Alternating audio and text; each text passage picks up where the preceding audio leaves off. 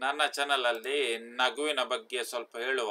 ನಗುವಿನಲ್ಲಿ ಎಷ್ಟು ವಿಧ ಅಂತ. ಮುಗುಳ್ನಗು, ಕಿರುನಗು, ನಸು ನಸುನಗು, ಹುಸಿನಗು, ಅಟ್ಟಹಾಸ, ವ್ಯಂಗ್ಯನಗು, ವಿಕಟನಗು, ಸಂಕೋಚದ ನಗು, ನಾಚಿಕೆಯ ನಗು, ರಸಿಕ ನಗು, ಹೂನಗು, ಮುಗ್ಧ ನಗು.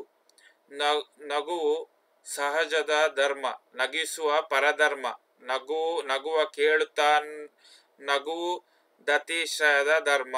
ನಗುವ ನಗಿಸುವ ನಗಿಸಿ ನಗುತ್ತಾ ಬಾಳುವ ವರವಿಗೆ ನೀನು ಬೇಡಿಕೊಳ್ಳೋ ಮಂಕುತಿಮ್ಮ. ಮತ್ತೆ ಅದರ ಪ್ರಯೋಜನಗಳು ಹೇಳ್ತೇನೆ. ನಗುವುದರಿಂದ ಮುಖದ ಸ್ನಾಯುಗಳು ಸಡಿಲಗೊಂಡು ನರಮಂಡಲವು ಶಾಂತ ಸ್ಥಿತಿಗೆ ಬರುತ್ತದೆ. ಮೆದುಳಿಗೆ ಹೆಚ್ಚಿನ ಆಮ್ಲಜನಕವನ್ನು ನಗು ಪೂರೈಸುತ್ತದೆ. ಇದರಿಂದ ಎಡಾಫಿನ್ಸ್ ಎಂಬ ರಾಸಾಯನಿಕಗಳು ಉತ್ಪತ್ತಿಯಾಗುತ್ತದೆ.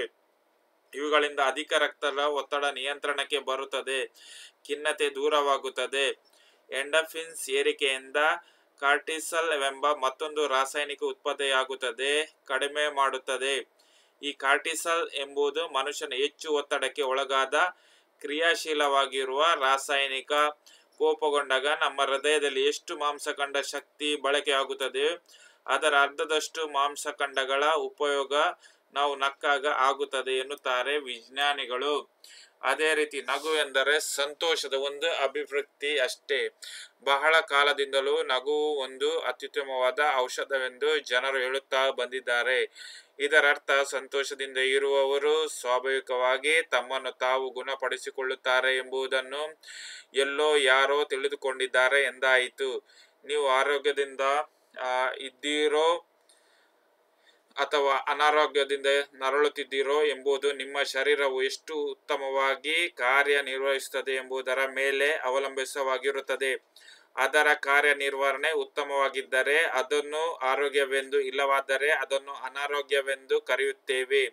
ನೀವು ಸಂತೋಷವಾಗಿದ್ದಾಗ ನಿಮ್ಮ ಭೌತಿಕ ಶರೀರ ಅತ್ಯಮೋಘ ರೀತಿಯಲ್ಲಿ ಕೆಲಸ ಮಾಡುತ್ತದೆ. ನಿಮ್ಮ ರೋಗವನ್ನು ಗುಣಪಡಿಸುವುದು ನಗುವಲ್ಲ, ಸಂತೋಷ. ಆದರೆ ನಗು ಎಂದರೆ ಸಂತೋಷವಾಗಿರುವುದು ಎಂಬುವಷ್ಟರ ಮಟ್ಟಿಗೆ ಅವೆರಡು ಕೂಡಿ ಬಿಟ್ಟಿವೆ. ನಿಮಗೆ ನನ್ನ ಈ ನಗುವಿನದ್ದು ಟಾಪಿಕ್ ಇಷ್ಟವಾದರೆ ಚಾನಲ್ ಸಬ್ಸ್ಕ್ರೈಬ್ ಮಾಡೋದನ್ನು ಮರಿಬೇಡಿ.